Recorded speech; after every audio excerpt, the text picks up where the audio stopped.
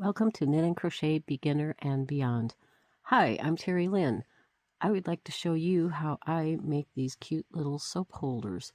I use them for gifts and family use. If you pair them up with a washcloth, they make a really nice gift. So what you're going to need to do this project is a scissors, a yarn hook, stitch markers. If you don't have stitch markers, you can use yarn that's just cut into pieces that you could slide into the spots. For this project, I use a cotton yarn, and this one here is a 4-weight, and it calls for an I9 hook, 5.50 millimeter. So gather up your items and let's get to it. So I'm going to show you how to do this in detail. First of all, you're going to need to know how big of a chain to make. So the chain that you're going to make is going to be halfway on the side of the soap that you're doing over to halfway on the other side. So make yourself a slip knot, pinch, go around, pull through this loop, and pull on the tail and the loop. And then start making a chain. For this one, it's about 11, chain 11, it's actually 10.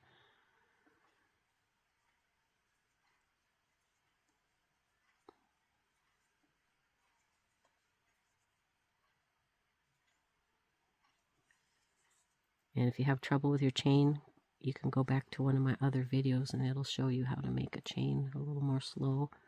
So you want your chain to go down on the half, just about on the half side of your soap on this side, and on the half on that side. This particular soap is 2 1/4 by 3 1/2. And I think that's kind of what the bar soap sizes are. So you make your chain half and half on your soap. If you had a big, large soap, it would be more. If you got a little smaller one, it'll be less. And then I'm going to show you how to mark this chain. Let me get this soap out of the way. I'm going to show you how to mark this chain so that you don't lose where you are. So you go down to your first stitch, and this is where your stitch markers come in handy. And you put a stitch marker on the top side of that loop. You see that loop right there? There's the knot, and here's the first chain. So you want to put your stitch marker on the top loop. Oops, I think that went all the way through. It's a little bit tricky, but it's worth it to do it. And just pull on it to separate it if it's poking through the thread. Put that on the top part. Grab another stitch marker. This will show you how to find these stitches when you don't mark them anymore. You put this on the bottom of that loop. Because that stitch is divided. See how it has yarn that goes through the middle of it? Each one of them has a yarn that goes through the middle of them. So there's a top part, and then there's a bottom part. You can see that very good, but there's the tail, there's the knot, there's the top, and there's the bottom. Then I want you to go up to your last stitch and then go back one. So in this case, this is 1, 2, 3, 4, 5, 6, 7, 8, 9, 10, 11. This is number 11. The string going through that stitch is not, this doesn't count as a stitch. This one here that's on the hook, but the one that it's going in and out of, that's a stitch. So that's number 1, and this is number 2. So what I want you to do in the number 2 stitch is do the same thing. Put a marker on the top part, and then put a marker on the bottom part. And what we're going to do is we're making the chain right here, and then we're going to go around and around and around. Okay, so grab your hook. All right. So now you have 11 on your chain, or however many big your soap is, and then the one turning chain. So that's the turning chain. We're going to single crochet back. So we're going to go right in with that first marker. We're going to make a single crochet. And then we're going to single crochet in the tops of each one of these chains all the way down. So each one of these all the way down here are going to have a single crochet in them. When you get a couple from the end, come back on. Okay, now if you're down close to the end, you can see we have 3 stitches left. There's one there, and one there, where the markers are. And this is the one that's always the concern with the little knot. Sometimes it gets very small and you don't see that one. So go ahead and stitch into these last ones. And stitch right in where that marker is. Go ahead and stitch right into there. It's a little bit tight and clustery, but okay, then there's your knot, and this is how you're going to turn. And you're going to go down the other side of the chain. So that's why the marker's there. So you go right in where that marker is, and then take and pull all that stuff down. So you go over top of it and crochet into that one. Put a single crochet in there. Then you can see that one is full, so this will be your next stitch right here. And you might notice that I crochet with yarn under my hook. If you crochet with yarn over, that's fine. Do it the way you like to do it. I do it this way just because I have wrist issues. So go into each one of these, and when you get down closer to the end, come back on. Okay, now if you're close to this end, I'm down to my last 3. Go ahead and crochet in each one of those and in where the stitch marker is.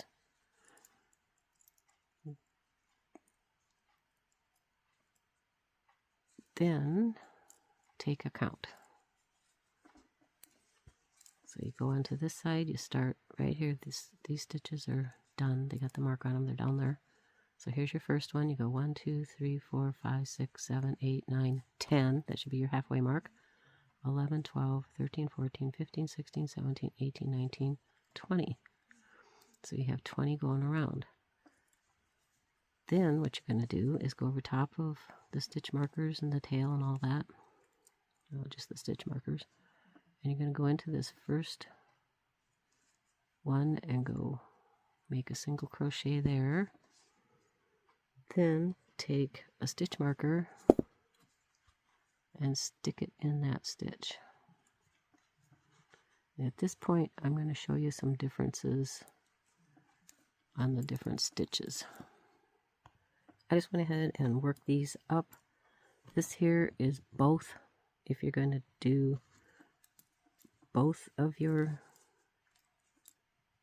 stitches, go under both of the stitches, which would be like under like that. And then this here is if you're going to do just the front. You're going to just go into the front stitch. And that's around and around and around. And this one here is if you're going into just the back stitch. The crochet back on the back stitch. And that's 3 different types of stitches that you could use. This here is a little more thick and it's got a bump to it. This is the front loop only. This one here is a lot more loose. And actually this one works good if your soap, if you have a rounded soap, this will kind of fit around the bottom of the soap, look a little more fitted. And this here is back loop only, and it's got like ridges on it. So just to give you an example, so we got both loops, front loop only, and back loop only. So you can pick which one of those you want to use. Okay, back to our stitching. So now that you've picked front loop or back loop, or both, when you did this first stitch, I want you to look and make sure you look at that one and do the one next to it, because you might just accidentally go in there thinking that this is the next stitch. If you open it up, you can look and see there's yarn in it. So I'm going to do both loops. I need one more of those. Then kind of tighten this end stitch up a little bit, because it is going to start building upward. It is going around a corner. So then you're going to go into whichever you have chosen, back, front, or both. I'm doing both.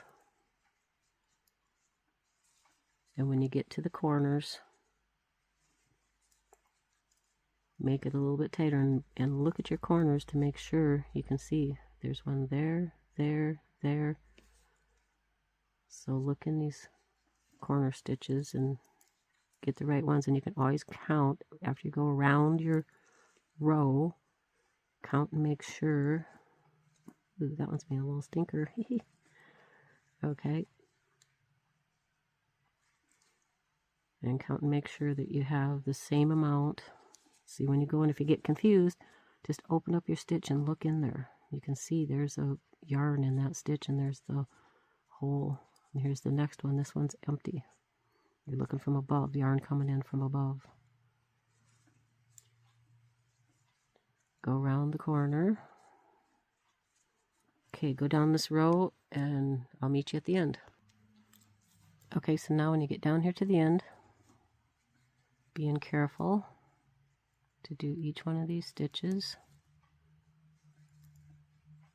I'm kind of a tight crocheter, so mine turns out kind of tight, and you can see this is your first one.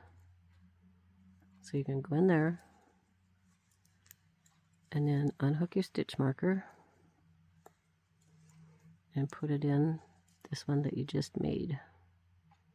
So now you completed a round, and that's what you're going to do. You're going to go around and around until you get it as tall as you want. Once you get it as tall as you want, you're going to go and make,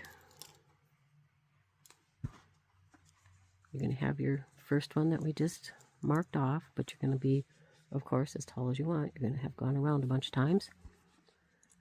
So you're going to chain, you're going to do your single crochet like normal, and you're going to chain one, and you're going to skip one.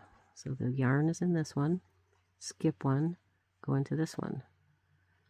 So yarn is in there, skip one, go in one, because that chain one is taking the place of the skipped one. So single crochet, chain one. So instead of single crocheting in there, you've chained over top of it, and then you're going into the next single crochet. So single crochet, chain one, skip, and go into the next one. And then single crochet, chain one, skip this one, and go over into the next one. And you're going to go around, and this is going to make a spot for your drawstring to go through. So single crochet, chain one, skip one, go in. Single crochet, chain one, this one's got a little fuzz there, skip one, go into the next one. And then you're back at the beginning here. Skip one, go in one. And now you're back to your marker. You're going to skip the one. You're going to go in where your marker is. Slip it all the way through. Make a slip stitch. If you didn't see that, I'll show you again. There's your marker. Go in like you're going to do a single crochet, but just bring it right through. And then you're going to finish off,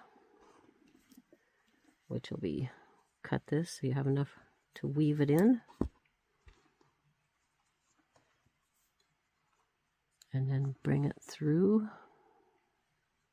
and pull it tight and make it into a knot. So now you have these little holes that a drawstring can fit through all the way around. So weave in this tail, take your yarn needle,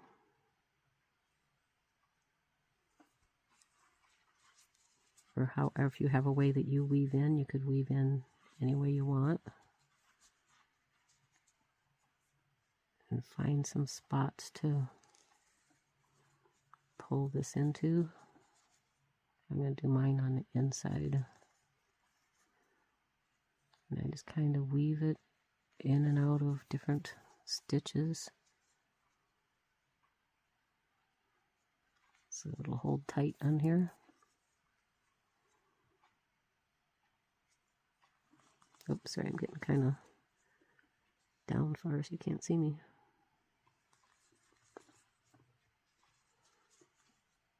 And maybe go across a few of these,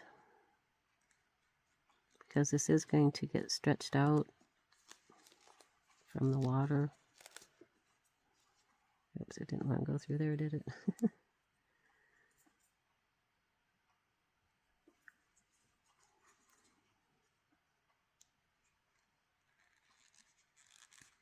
So you want to make it kind of tight. Okay, once you get that woven off, I'm going to tuck that down there. I might weave it a little more later. So once you get it all woven, you can clip that.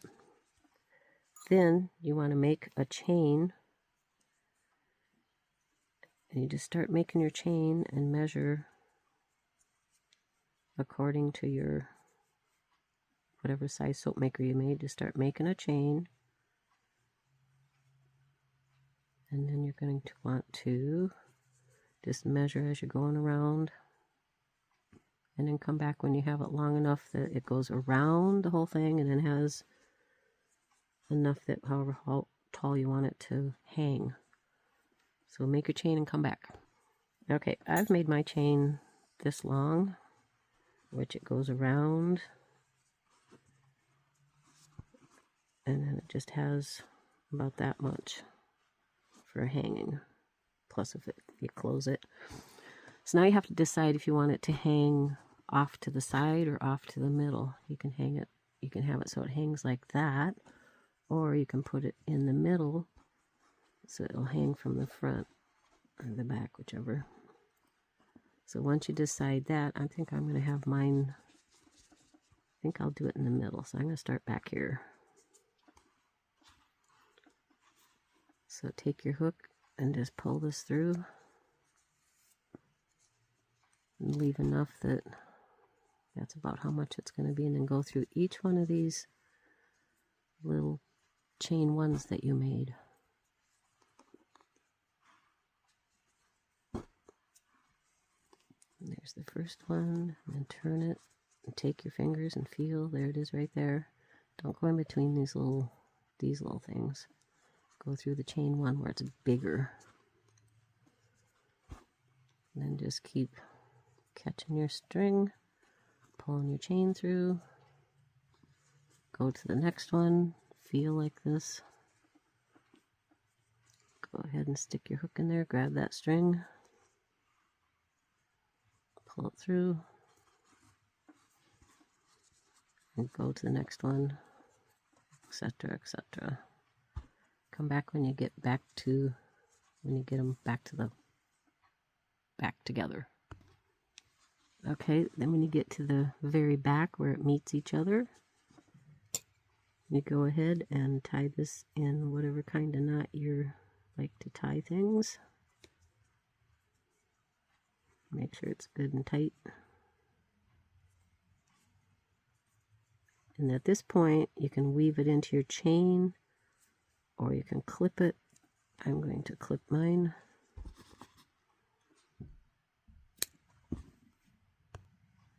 Okay, so, oh, I should take off the marker. Then you have your soap. Mine is always a little bit tight, so I pull on it a little bit because the soap is going to shrink as you use it. And it just goes in. And here's your little drawstring. It'll pull it up nice and snug. And there you have your soap holder. And depending upon which front or back, whichever one you decided to use is how it will be looking. Like I said, this is the back only, this is the front only. Front only is a lot like both. It's just a little more stretchy, and I would suggest this if you had a soap that was extra big. Actually, I had some here that, let me grab these. I have this really large soap. Came in a great big box. This one here is big. If you want to see comparison. It's like a 10.5 ounce. So what I did was a little experimenting. And I did this one, which is both loops. And it fits nice. So I measure from here all the way over to there. So you want to do your biggest spot. You want to go halfway to halfway. And that's how big I made my chain. And it leaves these little ears, which that's okay. I mean, it's fine. But I thought I'd try the front loop only. And when I did that, it's a little more loose. And it fit on there just like a little stocking cap, so I didn't have to do increases and decreases. It just fit nice. I mean, it's a soap holder. So that's just kind of a little information on the front loop only. So I hope this helps you get some soap holders made up. You can use for family or gifts. If you use them for family, you could have a different color for each person that maybe has a different special soap to keep track of them. If this helps you out at all, give me a like, a share, subscribe. Subscribe doesn't cost anything. It doesn't bug you. It just keeps it where you can find it. And thank you very much, and have a happy crochet day. Thank you.